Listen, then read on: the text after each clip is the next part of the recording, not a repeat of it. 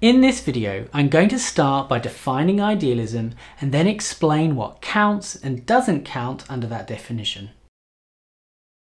Idealism is the metaphysical view that says reality is ultimately mental in nature. Now, the word mental here should be taken broadly so that it includes anything that we typically associate with inner life. So that would include mind, consciousness, experience, will, spirit, reason, etc. So if a person believes that reality is ultimately consciousness or some giant unrelenting will, they're an idealist too. Now, that doesn't necessarily mean there can't be material objects, but it does mean that if there are material objects, then they must depend ultimately on the mental. The definition I've just given follows that of Gaia and Horstman, which are referenced in the description, and it is the definition I'll be assuming in my videos on idealism.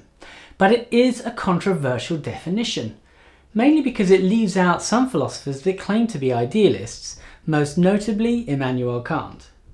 Now, because some philosophers want to include views such as those of Kant under the umbrella of idealism, they divide idealism into two kinds: ontological idealism and epistemological idealism.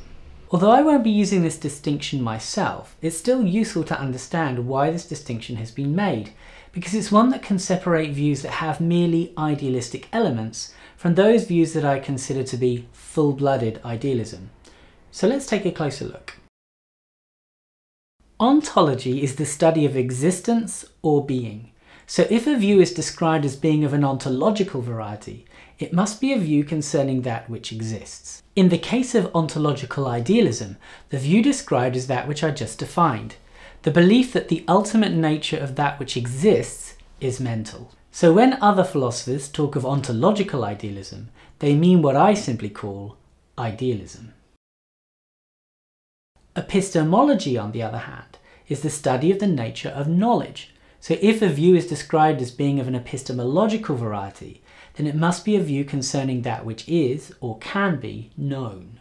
In the case of epistemological idealism, the view is that the objects of our knowledge are mental in nature. In other words, epistemological idealism says that we can never know objects independently of their mentally constructed representations. This was Kant's view, and he calls it Transcendental Idealism. Although Kant thought that the world we experience was mental in nature, he thought that we couldn't know what things were like in themselves. In other words, he thought that we couldn't know what the nature of ultimate reality was like. Now, it's clear that epistemological idealism is consistent with non-idealistic views of reality.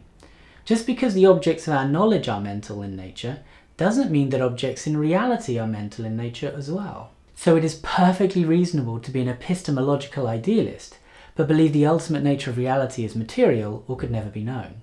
In fact, several prominent philosophers like Rudolf Carnap, V.W.O. Quine and Donald Davidson believe there are theoretical reasons for why we cannot know anything about ultimate reality.